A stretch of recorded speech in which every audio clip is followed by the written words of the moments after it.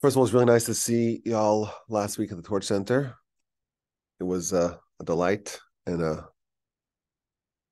real joy. And also on Thursday night, many of y'all joined us on the class on Thursday night. We had an extra class, which please God we will be doing again. We're going to do it again um, next month. So I think it was December 7th, which is the first Thursday of December. And that's going to be, please God, what our plans are to be going forward. The first Thursday of every month, we're going to have a special extra class. And we'll see if that maybe grows. We'll see what happens. As I told the class on Thursday, I wanted to speak a little bit about the history of the Arab-Israeli conflict. As everyone knows, there's a war now, and I thought it was important to talk about it. And we'll do one session today. Maybe we'll do another one sometime in the future. I think it's important that everyone knows the history, the background, and kind of the basis for the conflict. So I thought that's important, and that's the plan today. I'm excited to discuss it with y'all, and let's begin.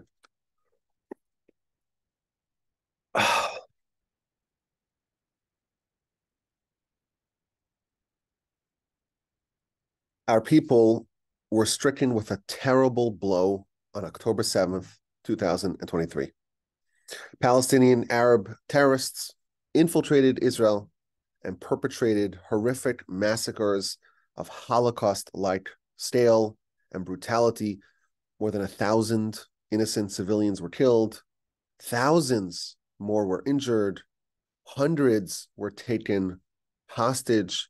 Our nation experienced indiscriminate slaughter of civilians of Nazi-like proportions. And unlike the Nazis, they worked assiduously to conceal their genocide. These monsters publicized it and broadcasted it for the world to see. And of course, the brutality is unimaginable. We've all seen the videos. We've all read the accounts. It's tragic. It's sad. It's enraging. Our nation really is suffering. And of course, Israel launched a war. The war with the express objective of completely uprooting and eliminating Hamas. And of course, now we're in the middle of the war. And war is always difficult. For Israel, it's doubly difficult. They don't have the strategic depth. They're always fighting a war for their homeland. War upends the economy. Israel did a total mobilization of their military reservists. So Israel has a standing army, but the fighting force, the true fighting force, are the reservists. And that doesn't quite grind the economy to a halt, but it definitely hinders the vibrancy of the economy. Now, Israel, the economy is very much interwoven with a lot of various Arabs and Palestinians who are part of the Israeli workforce. And that also throws another wrench into the economy because you can't live with them, you can't live without them. It's really disrupting the Israeli economy as the war goes on. And it's very uncertain what's going to be. We don't know how things will progress. The Israeli invasion of Gaza is underway. And from a military perspective, it seems to be going relatively well. They managed to cut Gaza in half, to separate the north, which is the epicenter of Hamas, from the south. And there are major efforts to move the civilian population southward. But our soldiers are going into the hornet's nest. Gaza is laden with booby traps. It has a labyrinthine tunnel network, and the terrorists are embedded in the civilian population. And they're using the civilian population as human shields. The centers of command and control are deliberately placed in civilian centers and schools and hospitals, in mosques.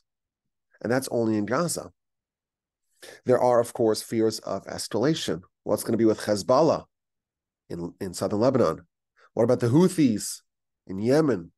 The various proxies of Iran in Syria and elsewhere, what's going to be with them? The Americans brought 2 carrier fleets to the Eastern Mediterranean. That's not for Hamas. This war can yet escalate. And as is true with all matters of Israel, the international community can really unite. The United Nations can unite for one thing, and that is to oppose Israel. And it's all backwards all over the world. Hamas sympathizers take the streets to condemn Israel and to blame Israel for these terrible attacks. And now that Israel's fighting back and trying to eliminate Hamas, these same terrorist sympathizers are condemning Israel once again. So it's even worse than a double standard. Hamas is given a pass for deliberately targeting civilians, and Israel, who does more than any army in world history to avoid civilian casualties, even going as so far as to endanger their own soldiers, which, of course, I think is a terrible mistake, but they are condemned.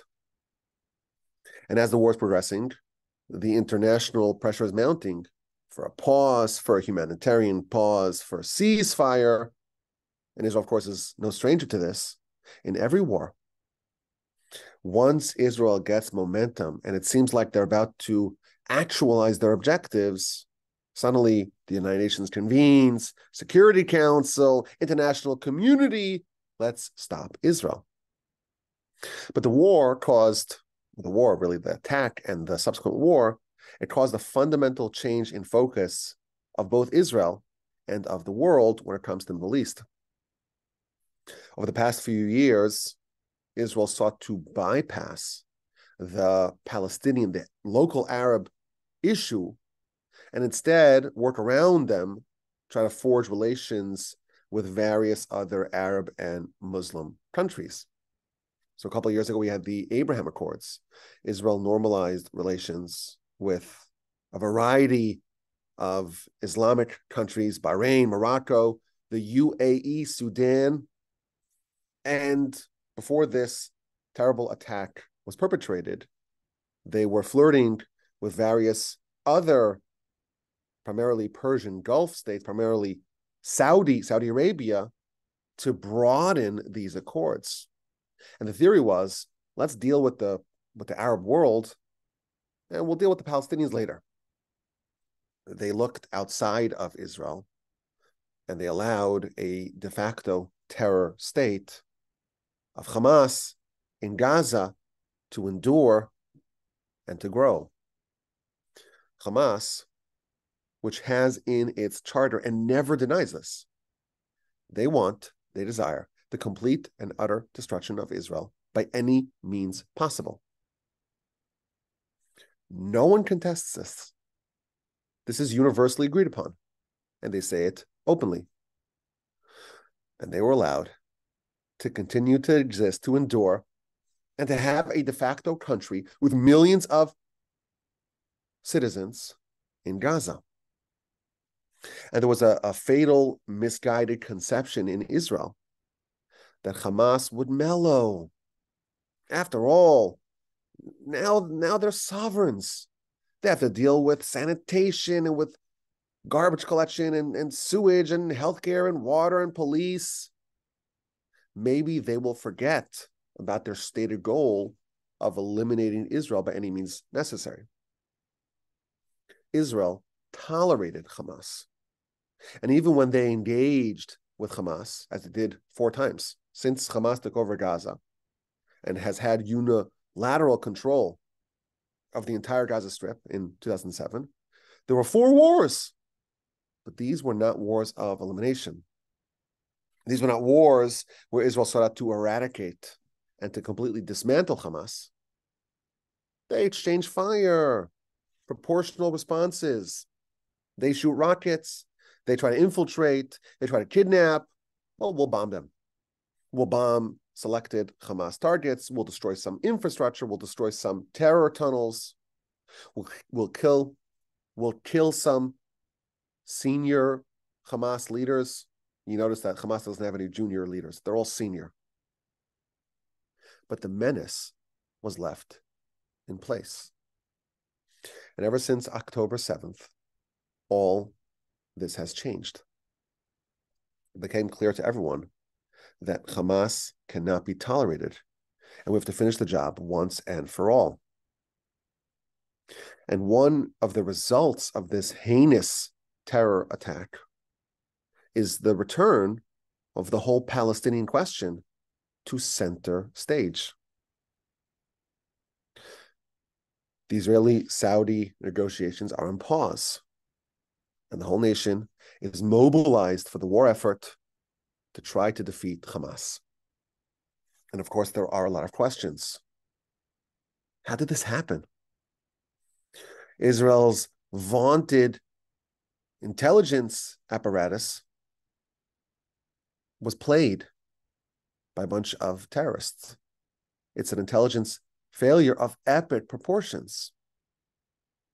What happened with the great security and all the AI and the smart fences? It was all proven to be a total failure. And this will be thoroughly investigated after the war. And of course, heads will roll. And some people are focusing on, well, who's going to replace Gaza? If Israel is successful in their aim and Gaza is rooted out of its Hamas leaders, who's going to rule Gaza? Will it be the Israelis? Will it be the Palestinian Authority that rules Judea and Samaria, the West Bank? What's going to be with the general Arab-Israeli conflict that really hasn't seen much progress in a very long time? What's going to be the long-term solution to this seemingly intractable problem? We have a very narrow strip of land, and there are around 7 million Jews, and they're living amongst millions of Arabs. And some of the Arabs are Israeli citizens, the Israeli Arabs, and some are Palestinians living in Judea and Samaria, which has been ruled by Israel, really. It depends, obviously, it's very complicated because there's areas A, B, and C. Israel has security oversight, but they work together with the Palestinian Authority, but really they don't. It's a complicated question. But then you have the Palestinians in Gaza, which has been completely ruled by Hamas since 2007. And they want a state of their own, or maybe they claim to do they actually want? It's tricky, it's nuanced, it's a very difficult problem. And there are many indications that they don't want a state alongside Israel. They want a state instead of Israel, which is what they say, from the river to the sea, which of course the Jews cannot tolerate. The old saying goes, the Arabs want to kill the Jews, and the Jews don't want to be killed, and neither side is willing to compromise. That's the problem. And this whole question is squarely back on the international agenda. It's in the media, it's in social media. Everyone is talking about this. And as is true with respect to all matters of the Arab-Israeli conflict, there is ignorance abound. And the ignorance is not only amongst the general population, not only amongst the non-Jews, even within our communities, even amongst so-called leaders of our communities, there is ignorance. A friend of mine told me that he went to shul on Yom Kippur, and the rabbi's whole speech is bashing Israel, castigating, rebuking Israel. They're occupiers, it's an apartheid state, genocide, they're colonizers. And when she finished her speech, the congregation gave her a standing ovation. How shameful. You have the congregation for a few days a year, and the thing you find appropriate to do is to malign the one Jewish state. And that's the message you want to share with your congregants? Unfortunately, American Jewry has identified less and less with their Jewish brethren in Israel over the recent decades. Now, obviously, this is an overgeneralization, but this is a worrying trend. And I'll say, this is not only a problem in other communities, in our very own community. A friend of mine who lives in our neighborhood, he tells me that his daughter's all confused. She doesn't know what to believe. She doesn't know the backstory. Is Israel really an apartheid state? Is it a colonial state? Are they massacring? Are they massacring Palestinian children? as she sees on TikTok, did Israel steal Arab land? Face it, our children are exposed to the big, bad world, and we know how biased that world is against Israel, but it's very persuasive. Social media is designed to move hearts and minds. And it's no shock that many Jews are either siding with our enemies or at least are sympathetic to our enemies or are in favor of a more balanced approach. And this is bringing me out of the Jewish History Podcast retirement. I wish it was under better circumstances. But today I want to address some of the history of the Arab-Israeli conflict. It's the Arab-Israeli conflict, but it's really the Jewish-Muslim conflict over the land and really elsewhere as well over the past centuries. I want to talk about the history, the background, the backstory, some of the various solutions that were proposed for this seemingly intractable problem, why they were flawed, why they failed, and maybe we can conceive of a way to go forward, a roadmap, if you will, a path to peace, if you will, a path to stability, if you will, going forward. The Jews have had a very long history of dwelling in the land that we today call the land of Israel. You could call it Palestine. You could call it the land of Canaan. You could call it the Holy Land, the Promised Land. Whatever you want to call it. Our Jews have had whatever you want to call it, the Jews have had a very long history there. Thousands of years ago, Abraham was commanded by God to leave his homeland and to travel to the land of Canaan. In the land, Abraham is promised by God multiple times that he will inherit the land. Abraham has two sons, Isaac and Ishmael. Ishmael will become the father of a great nation, the Ishmaelites, and that's going to be very germane to our story. But the Bible makes it very clear that Abraham's true heir is Isaac. Abraham is promised the land. Isaac is promised the land as well by God. His son, Jacob, is likewise promised the land by God. And the nation, of course, descends to Egypt, and they have the Exodus, and it's 40 years in the wilderness, and the entire effort of the bulk of the Torah is a nation trying to get back to the land. And they conquer much of the land on the east side of the Jordan River, what's today the kingdom of Jordan. Under the leadership of Moshe, they conquer those lands, they settle those lands. Moshe dies before the nation enters the land, and Joshua succeeds him. The nation, under the leadership of Joshua, crosses over the Jordan and begin a 7-year conquest of the lands to the west of the Jordan. And they divide the land amongst the tribes. Thus begins the first Commonwealth. The nation settles the land and flourishes in it for more than 800 years. There are enemies that have not been fully vanquished in the initial conquest. Most notable is the notorious Philistines, who are a thorn in the side of the nation for generations. But for the most part, the nation is secure in the land. And all this is documented. And we know the names of the leaders, the various judges and kings. Today, you could still read the contemporaneously written books of Joshua, of Judges, of Samuel, of Kings. David, the king of the Jews, he acquires Temple Mount, the same site that Abraham offered Isaac as a sacrifice, the same site where Jacob had his dream with the ladder ascending to heaven, with the angels going up and the angels going down the ladder. David acquires Jerusalem and establishes his capital in that holy city.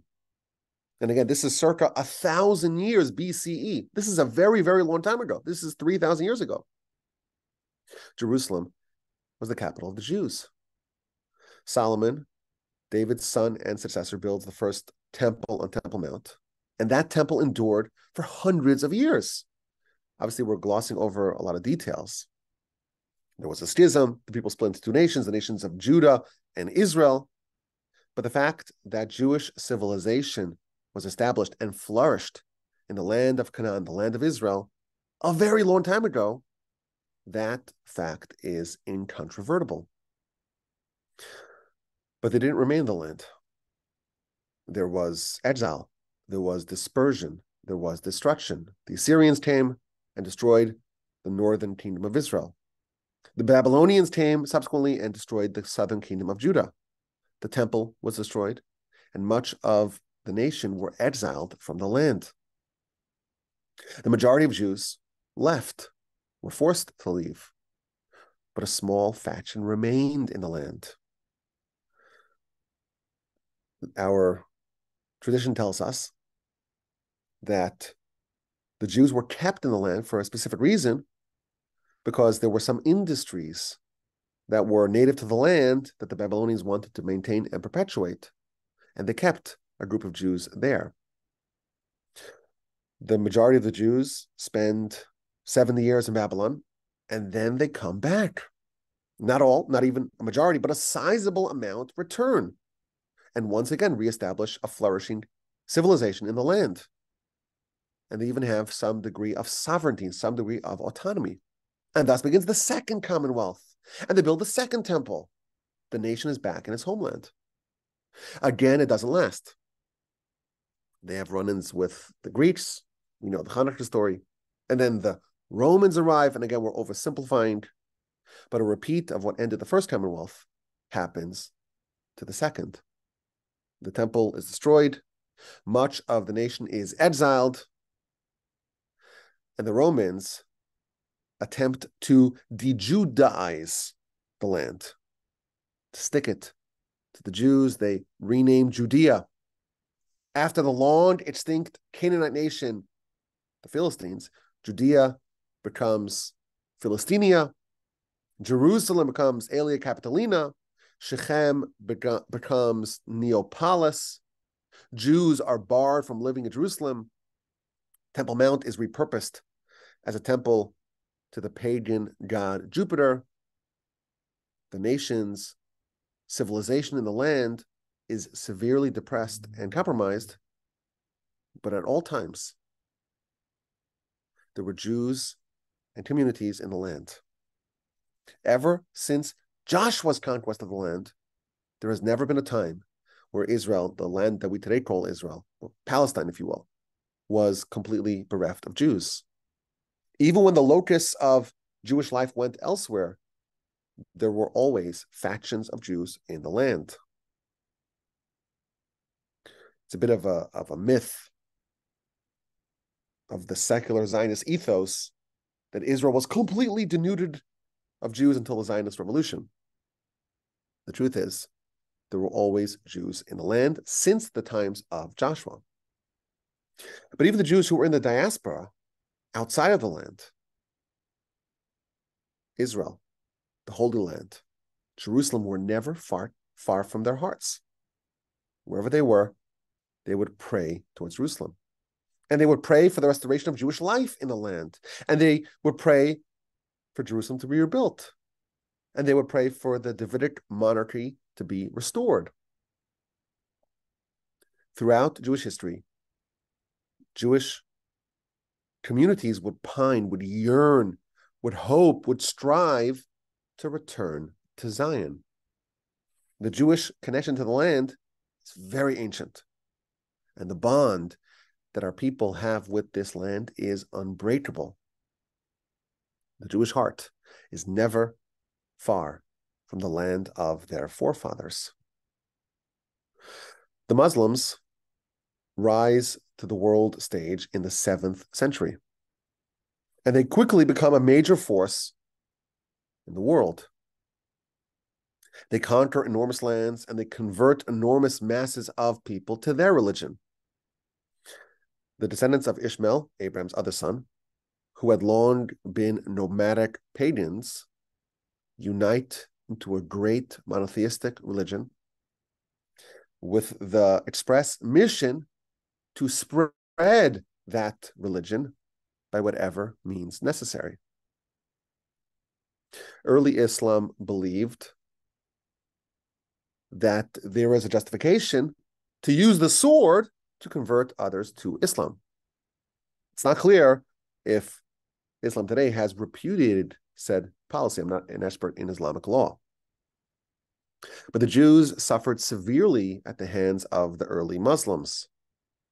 When the Jews of Medina refused to convert to Islam, the Mohammedans acted towards them with what would come to be characteristic brutality. From the Jewish tribe Banu Qurayza, I don't know if I'm mispronouncing that, I might be mispronouncing that. Hundreds were killed, hundreds were enslaved. Two other Jewish tribes, Banu Nadir and Banu Kainuka, again, I'm not sure if I'm mispronouncing that, they were expelled. This is at the very onset of Islam. And this is how Jewish-Islamic relations began, with this violent note, with the barbaric Islamic slaughter of entire Jewish communities. Now, Islam was not content with remaining static in Arabia. They began to sweep through the world, conquering vast lands and forcing the captured to convert. And they conquered the land of Israel, the land of Canaan. In 638, it was then ruled by the Byzantines. And to their credit, the conditions of the Jewish residents in the land improved, going from the Roman/Byzantines to the Muslims. For example, Jews were allowed to live in Jerusalem for the first time in over 500 years. And in general, over the course of the majority of history, Islam was much more tolerant to Jews than Christians. And we're using these terms relatively, of course. But now Muslims settled the land. And they established holy places in the land. Although Muhammad himself never went to Israel, never went to Palestine, never went to the Holy Land, Jerusalem and Temple Mount quickly assumed great importance in Islamic life. The Temple Mount becomes the Haram al-Sharif, the noble sanctuary. And the Muslims build the Al-Aqsa Mosque on the southern part of Temple Mount. In the center, where the actual temple stood, they erect the Dome of the Rock. That's a shrine covering the foundation stone, the very first bedrock stone that God created in this world. That stone is featured prominently in our history as well. In the Second Temple, again, this is 1,000 years before Islam, they did not have the Ark of the Covenant, and instead, in the Holy of Holies, the high priest on Yom Kippur did the service on said rock, on the rock that's now covered by the dome. 1,700 years after David established Jerusalem as the Jewish capital, Jerusalem, Al-Quds, becomes a very significant location in Islamic life as well. Now, again, this is more than 1,000 years ago. We may think of this as ancient history, but if we don't understand this ancient history, it's going to be very difficult for us to understand the conflict in modern times. The epicenter of the conflict is our holiest site, the site where the third temple is set to be located. And it's co-located with the Muslims' third holiest site after Mecca and Medina. And that's just the epicenter. The entire land, it's almost an extension of that same conflict. We believe it's ours by right. God created the world, gave it to us, and we lived here, and we conquered it thousands of years ago, and we bought it and conquered it again in recent times. By any standard, we argue it's ours. And the Muslims, of course, claim it as theirs. They conquered it in the 7th century, and Islam is not known for its tendency to forfeit land that they conquered. And again, I'm not an expert in Islamic law, but from what I gather, Islamic law or Islamic philosophy mandates that any land that was conquered by Muslims must forever remain under Islamic control. and thus it's sacrilege for the land of Israel, for any part of it, to be controlled by non-Muslims. Not to say that this is indicative of anything, but when I was researching this subject, I saw something really interesting. I read how one Jewish religious authority stated and wrote that it is forbidden for Jews to forfeit a single inch of the Holy Land to the Arabs. And then I read that a Muslim religious law authority, he wrote and he taught that it is forbidden for the Muslims to forfeit a single inch, the same words, of Palestine to the Zionists. It struck me that they both used the same term. And being completely ignorant of Islamic law, I don't know if this is a universally accepted position. I know for sure that there are reputable halachic authorities, so authorities of Jewish religious law, that would permit under some circumstances to forfeit the land, maybe in exchange for peace. But this is illustrative of the seemingly intractable conflict that contributes to the generalized Arab-Israeli conflict. That's important to stress.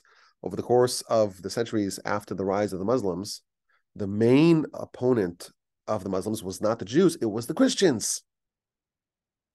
For hundreds of years, the Christians and the Muslims warred over control of the Holy Land. And this, of course, is known as the period of the Crusades. So from the initial conquest of the Muslims in the 630s, it was controlled by a variety of Muslim empires for about 400 years. And again, at all times, there were pockets of Jews in the land, but the vast majority of Jews were elsewhere, primarily in Babylon, in modern-day Iraq.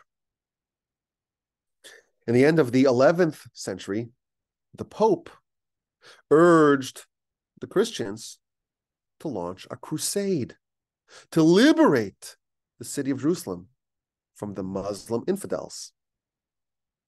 And any Christian that joined this effort will have all their sins forgiven. And the loot from this conquest will be distributed to the Crusaders. And of course, the Jews are caught in the crossfire. As the European Christian Crusaders begin their march to Jerusalem, they need to be entertained along the way. And what entertains medieval Christians like torturing, like massacring Jews? Along the way to Jerusalem, the barbaric Crusaders massacred tens of thousands of Jews and destroyed many Jewish communities. Once they arrive in Jerusalem, the Crusaders succeed in eliminating the Muslims and conquering the city and behaving with absolute barbaric cruelty. Not only do they kill all the Muslims of the city, but they chop off their hands and feet for good measure. Jerusalem's Jews fared no better. After they, quote unquote, liberated the city, they herded all the Jews of Jerusalem. This is somewhere between 1,000 and 3,000 Jews, into the main synagogues and burned down the synagogues with all its inhabitants alive. All told, the first crusade resulted in the murder of more than 10,000 Jews, and by some estimates, up to 25,000. The Crusaders proceeded to erase all signs of Jewish and Muslim presence in the land. The mosque on Temple Mount was converted into a church, and Muslims and Jews were barred from entering Jerusalem on pain of death. And the Muslims fought back. In 1187, Sultan Saladin from Egypt, he came and conquered the cities from the Christians. And that resulted in another crusade. Jerusalem traded hands back and forth between the Christians and the Muslims. During this time, the Jews and the Muslims were not primary antagonists. The Christians were a lot more hostile to the Jews. In fact, up until recently, the Muslims were always friendlier to the Jews than the Christians. And again, we're using these terms relatively. During the early medieval era, the Jews enjoyed what became known as the Golden Age of Spain. Jews were living under Muslims in Spain, but they were more tolerant. And that was wonderful until a more radical version of Muslims conquered Spain, and the Jews had to choose. You want to convert to Islam, or you want to flee. The most famous refugee from Spain at the time was, of course, the Rambam, Moshe ben Maimon. And this adds another element that's necessary for us to understand if we want to understand the conflict between the Arabs and the Israelis in the background. Islam is not a monolith. At the very beginning of Islam, it splintered into two major factions, the Sunnis and the Shias, which are effectively different religions. And even within the Sunnis and the Shias, there are multiple factions, some more moderate, quote unquote, more tolerant, more liberal, more progressive, and some more radical. How literally are we interpreting the Quran? And these factions have different opinions and very different world views. But for the larger part of the past millennium, the fundamental conflict over the land of Palestine, of Canaan, of Israel, was not really on full display. The overwhelming majority of Jews lived outside of the land, in Europe, in North Africa, other places in the Middle East. And besides, for the Crusader periods, the land was controlled by a variety of Muslim empires. The Ayyubids, the Mamluks, eventually the Ottoman Turks. And each one had a different gradient of tolerance for the Jews, but the main center of Jewish life was elsewhere. And this whole idea of Jews coming back to the land and establishing sovereignty, it was a dream. It was an active dream, but it was a messianic dream. But slowly, that small core of Jewish life in the land grew. After Jews were expelled from Spain and Portugal, many refugees made their way to the Holy Land. There was a large influx in the 16th century of Jewish immigrants to the land. The Jews lived under very trying circumstances. They existed in perpetual poverty and privation. The land was mostly non-arable, or at least it was considered as such. They had very weak economic prospects, and they were in very small numbers, but they were there. And the Muslims were more tolerant of them than the Christians were of the Jews in Europe. But the Jews in the land did suffer at the hands of their Muslim overlords. For example, in 1834, Jewish homes in Jerusalem were sacked. Jewish women were violated. That same year, Jews in Hebron were massacred. The Muslims even got a taste for blood libels. Blood libels, this myth that Jews slaughter Gentiles and use their blood for religious rituals like baking matzahs, it was mostly a Christian thing, but it did suit the Muslim palate once they got a taste for it. In 1840, the infamous blood libel of Damascus led to Jews being arrested and violently tortured, and shuls pillaged, and Torah scrolls destroyed. Anti-Semitism found a home in the Muslim world. And even as recently as the 1970s, the Saudi king Faisal, he would tell journalists and foreign leaders that Judaism requires the Jews to kill Gentiles and to consume their blood. These are some examples of the hatred that the Muslim majority in the Levant unleashed on the Jews who had lived there peacefully for centuries. But again, at this time, a very small amount of Jews were in the land. The big number of Jewish emigres did not begin until the 19th century. There were many individuals who attempted to come, many communities who attempted to emigrate, but only in the 19th century, and even towards the end of the 19th century, did it become a mass movement.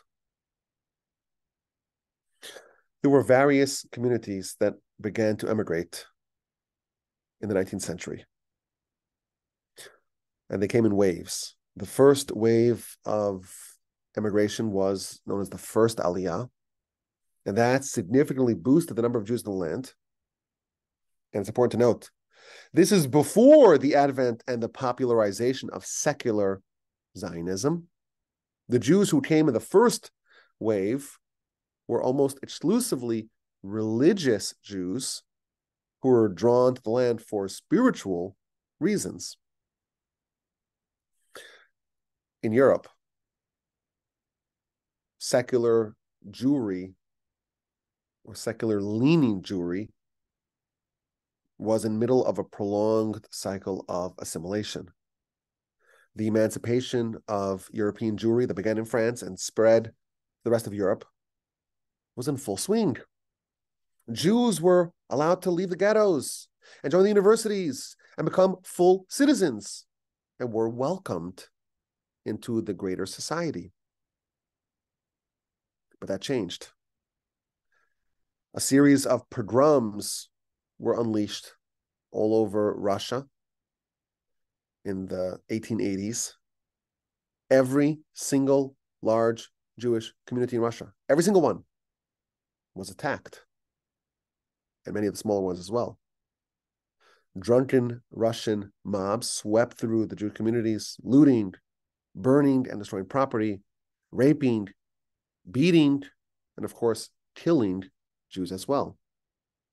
To make matters worse, the authorities did not stop the rampage, they encouraged it. Tens of thousands of Russian Jews became homeless, and their lives were devastated. And many decided to leave. The vast majority of Russian Jews fled to America. In the 1870s, Russian Jewish immigration to the United States was 40,000. In the 1880s, it was 135,000. In the 1890s, 280,000. In the 1900s and the aughts, more than 700,000 Russian Jews fled to America. But a sizable portion looked towards Palestine. They wanted to settle in their ancestral lands. There was a stirring, a movement of Zionism, of religious Zionism, became known as the Chovevei Tzion, the lovers of Zion. They wanted to go back home.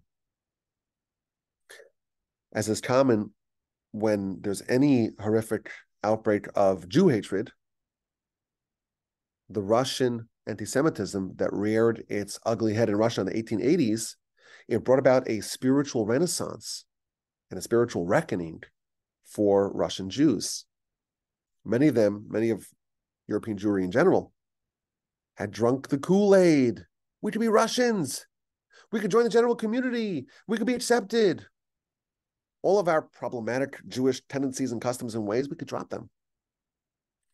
But when the Jews were rejected by their Russian benefactors, and they see the terrible anti-Semitism, there's a strong bounce back, boomerang movement to re-embrace their Judaism. And by the way, the same thing happened in Germany in the 1930s. So this fledgling movement of lovers of Zion that sprang up in Russia, it gained steam. And it has to remain covert because they don't want to raise the ire of the Russian Tsar or the Ottoman Sultan who ruled Palestine at the time. And yes, it was very small. But the Russians who fled, some of them went to Palestine. And they started building out the land. And they built out agricultural settlements. And they built cities. And yes, they lived in grinding poverty, but the settlement of the land grew. And they were aided by generous Jewish benefactors. Chief among them is the Baron Rothschild. Many of them who came barely subsisted. Many who came actually returned to Europe because they faced mass starvation. They just simply could not survive. But this momentum of Jewish immigration began and would yet strengthen. That's very important to remember. Palestine is, at this time, in the late 19th century, it's not a state of its own. It's a province of the Ottoman Empire. And there were lots of Arabs who lived there relatively, but they were mostly nomadic Bedouins who didn't live in cities, but were encamped in various places and would move with regularity. And there's this complete fiction out there that the Zionists came and they displaced the peaceful Palestinians. There weren't any Palestinians and there wasn't any displacement. In fact, the Jews who settled the land that they settled was all legally purchased from absentee landlords, from Arabs, from Turks, from various real estate speculators. Even land that was owned by someone who was willing to sell, but was being worked upon by the Arabs, Jews abstained from buying that land. There was so much land available, more than the Jews can purchase. They didn't touch any land that was being worked upon by the Arabs. The land was mostly barren. In 1867, Mark Twain traveled all throughout the land, and he wrote about it extensively. And I want to read you a citation. I saw this in Alan Dershowitz's The Case for Israel, which is a very handy guide to dispel all the misconceptions about the legitimacy of Israel. So he brings this citation. He's going through various parts of the land that he saw and how empty it is. Stirring scenes occur in the Jezreel Valley no more. There isn't a solitary village throughout the entire extent, not for 30 miles in either direction. There are 2 or 3 small clusters of Bedouin tents, but not a single permanent habitation. One may ride 10 miles hereabouts and not see 10 human beings. Come to the Galilee for that, these unpeopled deserts, these rusty mounds of barrenness that never, never, never do shake the glare from their harsh outlines and fade and faint into vague perspective. That melancholy ruin of Capernaum, this stupid village of Tiberias. We reached Tabor safely. We never saw a human being on the whole route. Nazareth is forlorn. Jericho, the accursed, lies in a smoldering ruin today, even as Joshua's miracle left it more than 3,000 years ago. Bethlehem and Bethany and their poverty and their humiliation have nothing about them now to remind one that they once knew the high honor of JC's presence. Okay? It goes through place by place. It's desert, it's empty, it's barren. It's completely devoid and bereft of humanity. The land was barren. That's a fact. It was devoid of population. It was devoid of infrastructure. There was no way to really perpetuate a strong, sizable population. The healthcare was abysmal. The infant mortality was high. The life expectancies were short. Water was scarce. There was malaria everywhere. Sanitation was dreadful. This idea that the Zionists upended a stable, thriving Palestinian state, it's just a lie. There never was a Palestinian state. There were a lot of Arabs there, but they were mostly transient Bedouin populations. And their circumstances vastly improved once the Jews began to arrive in numbers. That's important to note. There's a big difference between the state of assimilation of Jews who went to Palestine versus those who went to America. In America, the Russian Jews very quickly assimilated into the melting pot of America. There was no assimilation in Palestine. The Arab attitudes towards the Jews were very violent. And yes, some Arab leaders welcomed the idea of Jewish immigration because they would hire Arab labor to work the land. In 1882, for example, in Rishon LeZion, there were 40 Jewish families that moved there. But more than 400 Arab families moved there as well because there were jobs created by the Jewish immigrants. But the prevailing attitude was one of unrestrained hostility towards these newcomers. Organized gangs of armed Arabs harassed and attacked Jewish settlements. The conditions for this fledgling Zionist movement in Palestine were quite harsh. In the 1890s, a second Zionist movement arose. Theodor Herzl, a storied Viennese journalist working in Paris, which was the birthplace of the Jewish emancipation in Europe, he witnessed the horrid anti-Semitism displayed in the Dreyfus trial. A French Jewish captain, Alfred Dreyfus, was baselessly convicted of treason, and that unleashed a wave of anti-Semitism in France. If the birthplace of liberalism, of tolerance of the Jews, of emancipation of the Jews is revealed to be a hotbed of anti-Semitism, Jews have no other choice but to found our own country. That was Herzl's conclusion. And with vigorous energy and boundless charisma and a gift for organization, Herzl propelled a movement of secular Zionism into high gear. In 1897, the first Zionist Congress convenes in Basel. Secular Zionism is now on the world stage. And very quickly, it becomes a mass movement in Europe. And that spawns a second wave of Jewish immigration to the land. 35,000, mostly secular Zionist pioneers that come to the land in the hopes of actualizing the dream of Zionism in the land. And again, it's not hospitable. And they have to drain the malaria-ridden swamps and irrigate the land. But the movement has picked up steam. Hebrew is reestablished as the lingua franca of the land. Hebrew was never extinct.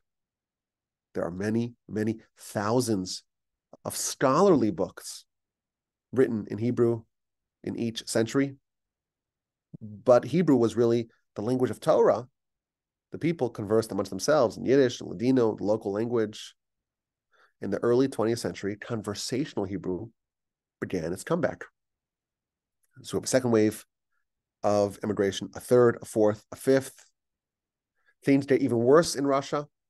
A second series of deadly pogroms from 1903 to 1906, including the notorious Kishinev pogrom, convinced even more Jews in Russia to leave. Again, the vast majority go to America.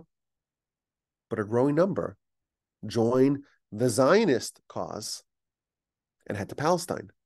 And there's more settlements, more moshavs, more kibbutzim.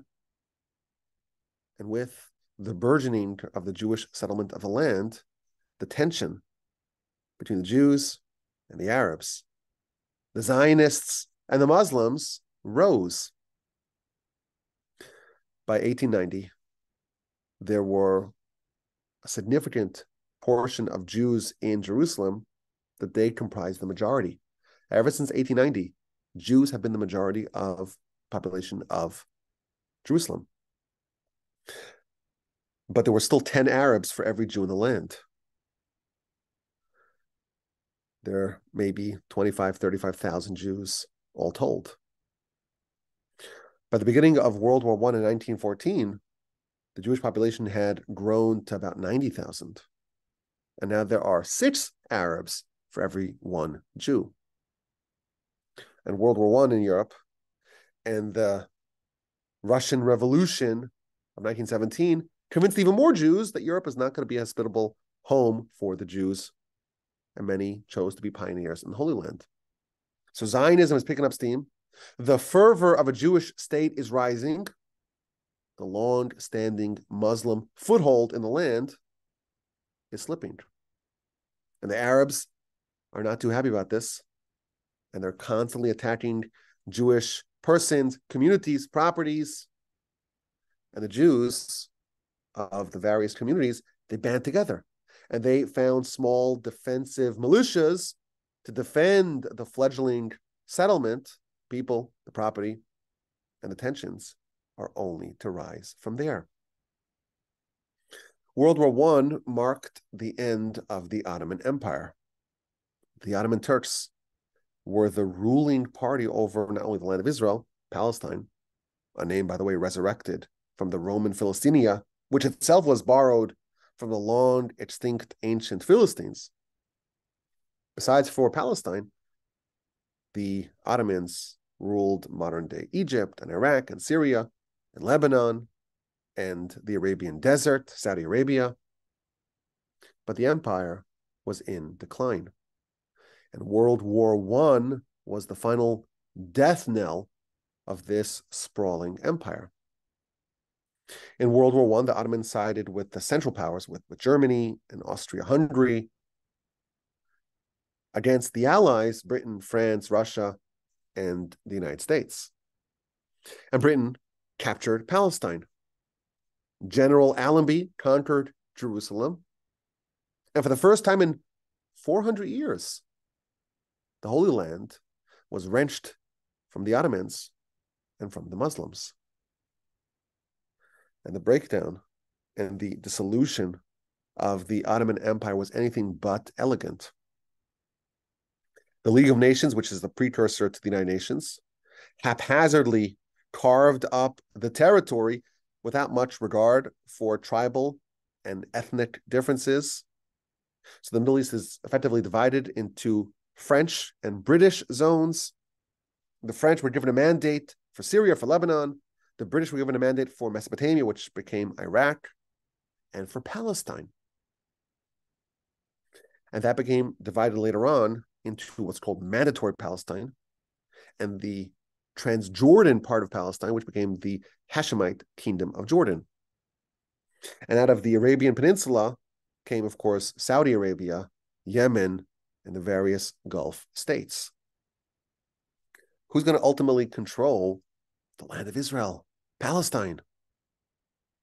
The Brits, in hopes of finding allies during the war, they played both sides.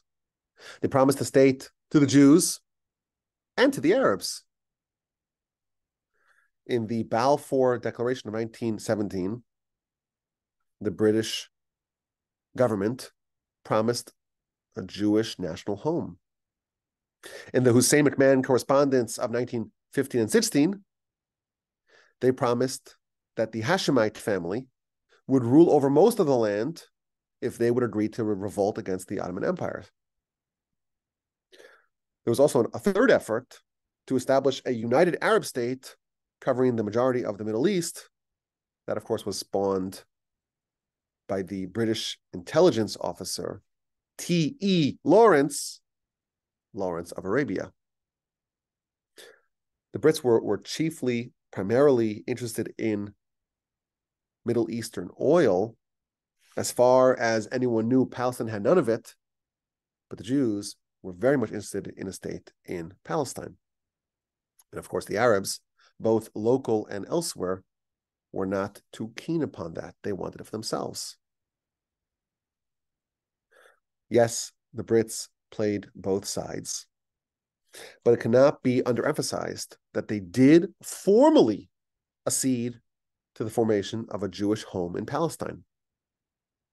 In November of 1917, British Foreign Secretary Lord Arthur Balfour, he sent the famous Balfour Declaration. He had befriended the Zionist leader Chaim Weizmann. He was a very famous Zionist leader, the first president of the State of Israel, and a chemist who had invented artificial acetone, which greatly aided the British war efforts. And this friendship made Lord Balfour more sympathetic to the Zionist cause. There's a famous anecdote that's told. After the international community proposed giving Uganda to the Zionist movement, which of course was rejected because the Zionist movement was going back to our land, not to some other land. Weizmann had a conversation with Lord Balfour where he was telling him that no, Israel is our home, Palestine is our home, Jerusalem is our home.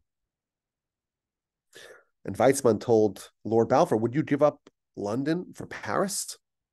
So he said, London's it's ours. This is our home. So Weizmann responded, we lived in Jerusalem when London was still a marsh. That was a famous conversation in 1906. In 1917, Lord Balfour issued a letter that officially accepted the notion of a Jewish home in Palestine. His Majesty's government views with favor the establishment in Palestine of a national home not state, okay, for the Jewish people, and will use their best endeavors to facilitate the achievement of this objective, it being clearly understood that nothing shall be done which may prejudice the civil and religious rights of existing non-Jewish communities in Palestine, or the rights and political status enjoyed by the Jews in any other country.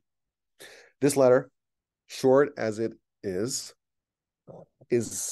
viewed as an inflection point in the history of Zionism. For the first time in history, a major power, and not just any power, the very power that is said to be the overseers of the very land that we so deeply covet, they have officially declared in a document approved by the cabinet, they declare their intention of establishing a Jewish home in Palestine. And yes, a home is not a state, and there's no timeline or a plan to implement it. And yes, they promised it to the Arabs as well. But this is a tectonic shift in the prospects, or at least the assumed prospects, of actually establishing a Jewish state in our ancestral lands. And this actually caused Zionism to become even more popular. Now it was viewed as tangible, as real, as legitimate. In 1914, there were 7,500 members of American Zionist societies. By 1918, that number had swelled to 30,000. By 1919, 150,000 American Zionists existed. Zionism had gone mainstream. And the immigration rates increased. The momentum was heading in the right direction. And of course, the Balfour Declaration incensed the local Arabs, and really Arabs everywhere. And the British, who were almost completely dependent on Arab oil, they began to backtrack almost immediately after the declaration. They pledged to use their best endeavors to facilitate the achievement of this objective. They failed to live up to the pledge. In fact, they did the opposite. They said, no, there were some misunderstandings. We never intended all of Palestine to go to the Jews. East of the Jordan, which was part of the British Mandate of Palestine, that will go to the Arabs, of course. So 80% of the British Mandate land of Palestine would be for an exclusively Arab state with 0 Jews. And what about the remaining 20%? Well, we have to see. We didn't really mean that they'll have a state. It's only a national home. Maybe there'll be a self-governing body within a larger Arab state. And of course, they took concrete steps to limit the growth of the yishuv, of the settlement in the land. They severely curtailed Jewish immigration to the land. They did whatever they could to squelch the achievement of a Jewish state. The most notorious of these policies was the infamous White Paper of 1939. This official policy stipulated that Jewish immigration to Palestine would be limited to 15,000 a year, and that's only for 5 years. And afterwards, it would be contingent on the Arabs. If the Arabs agree, you could have more Jews. Otherwise, the doors are shut. When European Jewry were being slaughtered by the Nazi genocide machine, British Mandate Palestine, though purporting to support a Jewish homeland, kept its doors shut to Jews. The British repudiated the Balfour Declaration, but the momentum would not be stopped. The Jewish national movement of Zionism progressed and grew, and as it did, the conflicts between the Jews and the Arabs escalated. And as we shall see more, the fundamental conflict was not really about settlement or territory per se. It was ideological. The Arabs could not, would not, will not accept the notion of a Jewish homeland in Palestine, not completely and not partially. And that fundamental principle will help explain what happened next. Over 100 years ago, the Brits declared the Balfour Declaration. Over the course of the past century, the Jews built a robust state in part of the biblical lands, and the Arabs repeatedly chose violence. The Jews were always willing to compromise, even to their detriment, and the Arabs were never willing to do so. Jews worked towards peace, and they accepted numerous peace agreements and frameworks, and the Arabs categorically refused every single deal. In our next episode, we will talk about what happened next. The Arab violence towards the Jewish settlers in the land only increased after World War I and the Balfour Declaration. As the Jews unified, so did the Arabs. Jews unified to build a homeland, and Arabs unified to destroy this homeland. And they unleashed massacres and terrorist attacks and the Great Arab Revolt. The Arabs did whatever they could to impede, to disrupt, to hinder the Jewish settlement. And of course, the Jews fought back. And there were some good faith efforts to try to reach some sort of amicable solution to this conflict. And invariably, these efforts resulted in the Jews accepting the terms, even when they were highly disadvantageous, and the Arabs balking at every effort. In 1937, the British commissioned the Peel Commission. Jews accepted, Arabs rejected. The United Nations had a partition plan, a state for the Jews, a state for the Arabs. And again, this is in only a small sliver of the British Mandate land. 80% of it already went to an Arab state. In the remaining 20%, they gave the majority of the land to the Arabs, and the Arabs rejected it. The Jews accepted the terms every time. And as the pioneers strove to build the land, the Jews were fighting on multiple fronts, fighting the Arabs, fighting the British. All the while, the bulk of Jewry was trapped in Europe with no place to go. And the worst genocide in history was being perpetrated by the Germans. But the 19th century would see a marked shift in the history of the Jewish people. The Jews began their trip back to their homeland in big numbers. The 20th century would see a complete transformation. After 1,000 years of Jewish life in Europe, Jewish life in Europe would effectively come to an end with brutality and violence never before seen. By mid-century, the nation would coalesce back in the land with the founding and the flourishing of the Jewish state. Jews from all over the world will make their way back to the Holy Land, from Europe, of course, but from all over the Arab and Muslim world. Jews began coming home. But in said home, the Arabs, both those who lived in the land and those who were outside of it, they would prove to be a menace. A solution has yet to be found for this problem, even though many were proposed, as we shall yet see. I thank you for listening. It's great to be talking history once again. As always, my email address is rabbiwolbe@gmail.com. I'm looking forward to our next opportunity to discuss what happened in the years that succeeded the Balfour Declaration and in the run-up to the founding of the state. Okay. Questions, comments, feedback? Let's open the chat here. Okay. Thank you, Kay. Thank you, David. Rabbi? Yes, go ahead. Have we seen many from Ukraine going to Israel right now? Oh, absolutely. I didn't hear anything about that. So. Oh, yeah, there are many, many, many thousands of Ukrainians that moved to Israel during this Ukrainian war. But many, many, many more came after the dissolution of the Soviet Union. Many Soviet citizens moved to Israel, like 1 million. Tons moved. Wow. Okay. In the 90s. Oh, yeah, absolutely.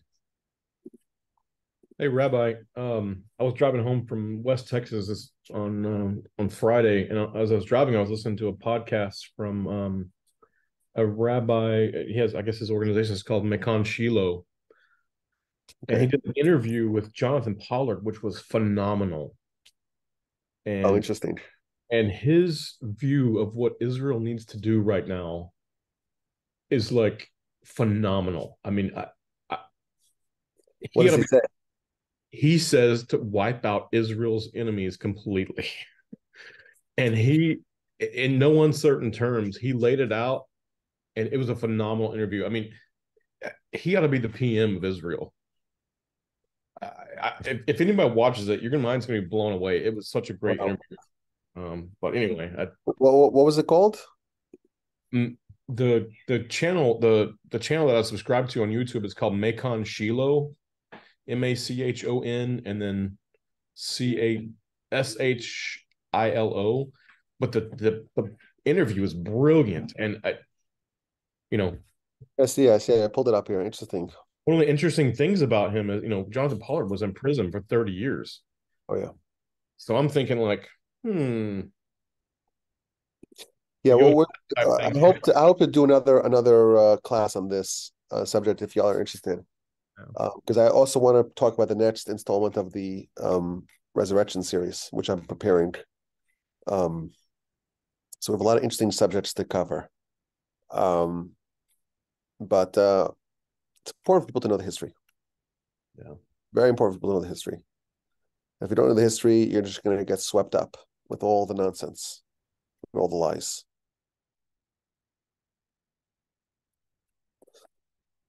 So, yeah.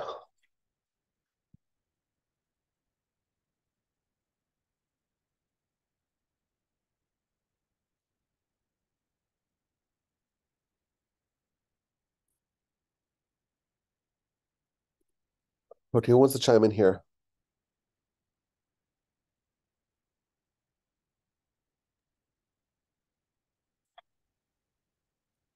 I wanted to say, I have an observation about the Jewish value for human life and regarding the hostages. I was thinking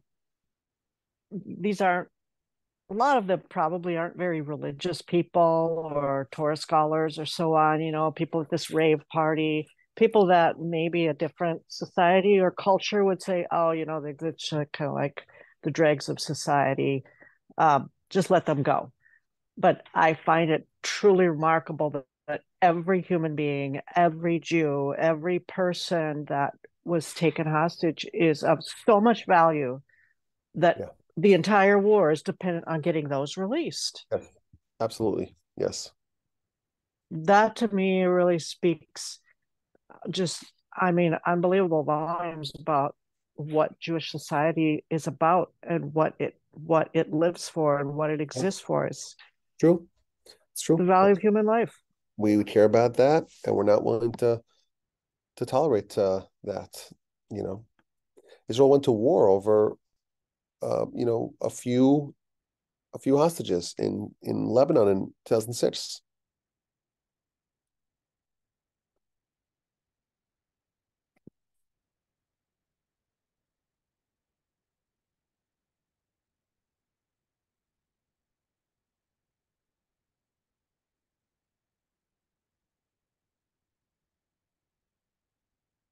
There you go. From Time Immemorial by Joanne Peters. Is that a book?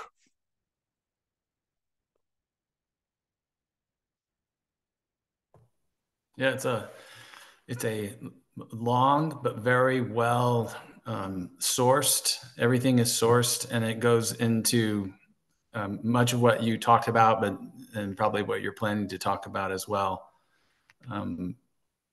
So on many different levels. So it's challenging, but it's worth reading if you really want to understand some of the background from the misinformation. I see it over here. The origins of the Arab-Jewish conflict over Palestine from Time Immemorial.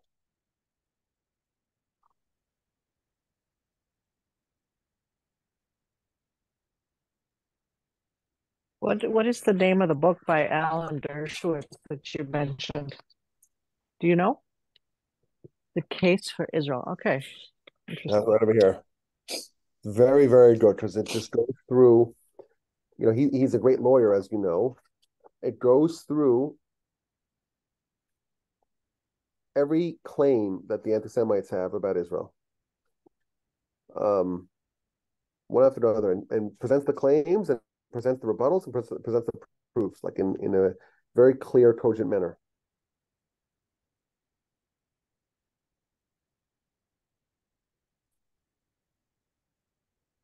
This is like it's a very, very handy guide.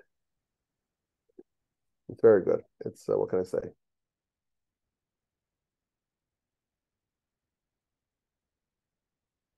Yeah, it hasn't been updated, I think, because it's still from 2003. It doesn't talk about, Hamas and the disengagement from Gaza and all that. Rabbi, he's coming out with a new book shortly. He's writing it now, and it's probably technically not a sequel to that book, but it's an updated book about this war. Oh, it's essentially defending the Israeli position in this war. It's available for pre-purchase on Amazon, but he's in the process of writing it now. I expect it to be along the same lines, laying out point counterpoint and doing it in a very persuasive way. Yeah, I think it's called The War for Israel, I think, or something like that. Is it War Against the Jews? Yes, that's it. And Hamas barbarism? How does he write a book so fast? Oh, and he's like 86 or something. I mean, it gives me hope. It gives me hope that I've got some time left. But no, he's an amazing mind.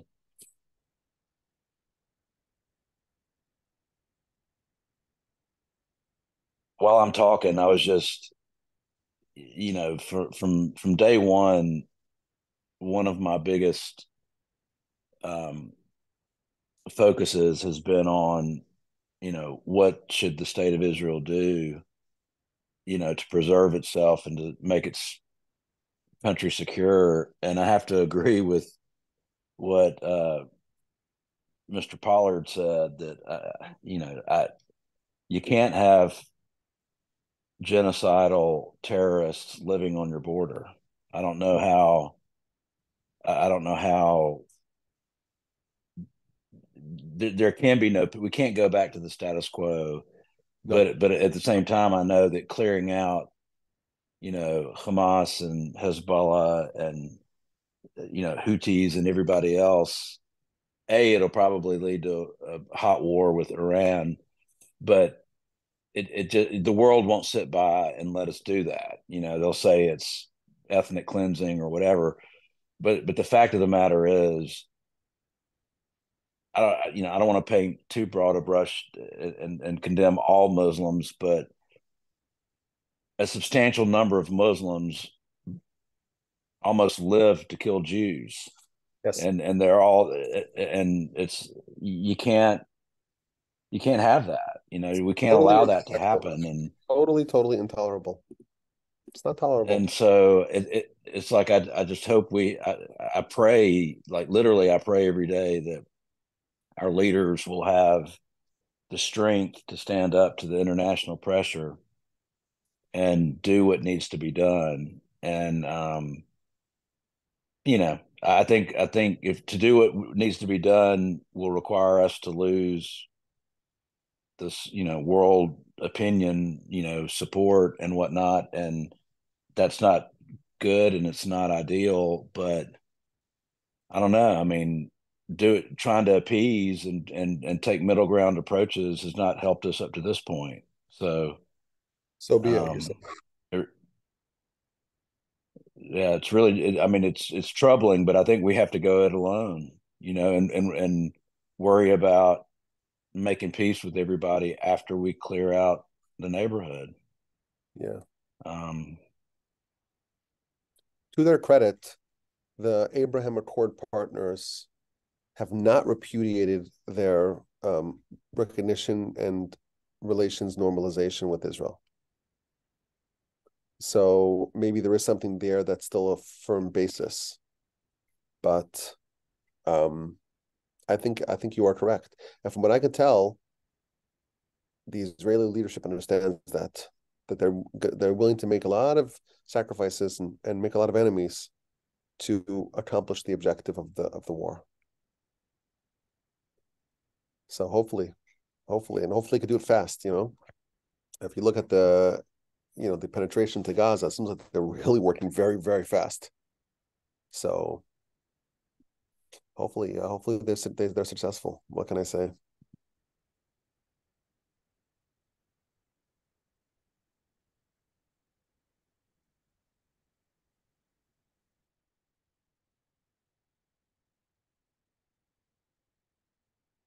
Who else wants to chime in here? What would you all prefer next week? Do we do we talk more about this history, or we talk about the next installment of the 13 Principles? History. Who wants to take the other side? There is no other side. There's no other side, but maybe all the above. Maybe we do 2 hours. Santi's thinking, how do we parlay this into maybe a Thursday class? How do you always read my mind? That is exactly what I was thinking. We could have another night.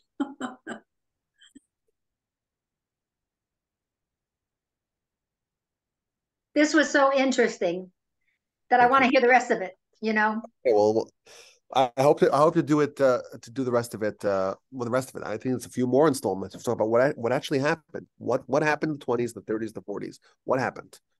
What happened? What are the facts? It's important to know, because if not, we're just flying blind.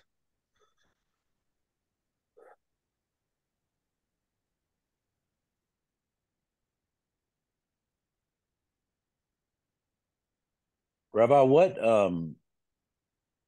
what Israeli news media do you follow the most or rely on the most? I've been listening to and reading Times of Israel, Jerusalem Post, because they are in English. Right. And I don't want I'd like something that's more on the right of the political spectrum. I think both of those sources try to be in the middle, but you can tell there's a lot of hate for Netanyahu and the coalition that's in power, and it may or may not be well deserved. I'm not an expert on that, but it's a subject that we'll have to get adjudicated after the war. Right. That's I will say, as a side note, that I was just going to say, as a side note, the picture, when I see Netanyahu in pictures, he looks to me different, and he looks to me like he's in bad shape, mentally and physically. I mean, he doesn't look good. Hard for us to know. You know, he idolizes Churchill. You know, and Churchill was someone who really came to his own in the most tense of times. Right. So, that's true. It seems like the handling of the war, at least, is going well as it could go. But what happens next and what happens in the future going forward, a lot of people think that his political career is over. Who knows? You know, he was saying that the intelligence and defense and security establishment told him that Hamas is something you don't have to worry about.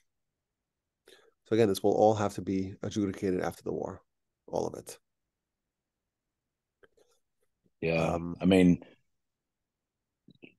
and I don't mean to get off on tangents, but the placing blame for it happening to begin with is definitely something that needs to happen, but not appropriate. I don't know what explains.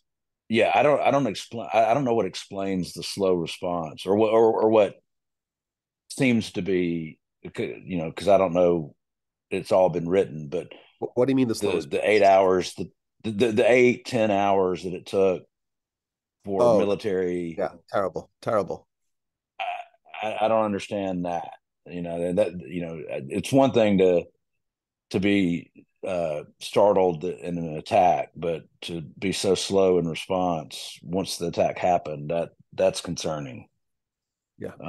But anyway, but do you have a recommendation on a news media source? So I'll tell you, I like listening to the Israeli media, the Hebrew language media. So that's not very helpful for you. And I don't really know much about the Israeli source, about the English language sources. I know the Haaretz is very, very left, as you know. I think yes, Times of Israel is more balanced, but it's really not. Times of Israel is almost like a anthologized. You know, everyone could kind of write what they want there. So, I think Jerusalem Post is more centrist. Some of my right-leaning friends tell me they like this guy named Yishai Fleischer. I don't know anything about him, but Fleischer.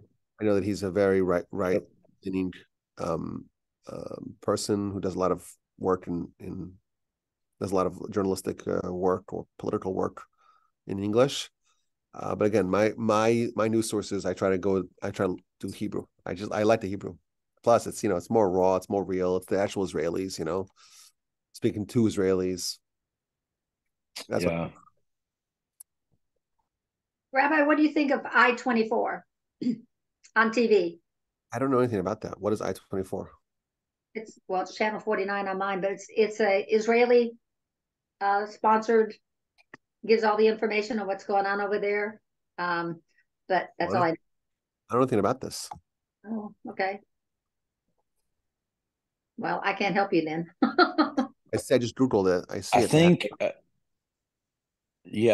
I-24. Mm-hmm. I see they're live on YouTube. Yeah. Introducing the onion. I'll try that. Do you find it to be pretty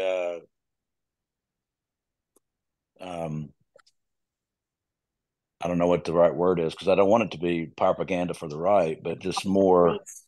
300,000 people marched through Israel end its campaign to destroy Hamas. Far-right counter-protesters also turned out and clashed with police. There were dozens of arrests. The British Prime Minister, Rishi Sunak, has denounced the violence on both sides. Let's go to London. Our correspondent. Okay. I don't know. Is it good? I don't know anything about this. Really know nothing about it. I mean, that's where I normally get most of my information from there. And it was good. You find it reliable. Yeah. Okay. So there you go. That's another source. So maybe, David, you watch that and let us know what you think about it. Again, I know nothing. I've never seen it before. I-24. Mhm. Interesting.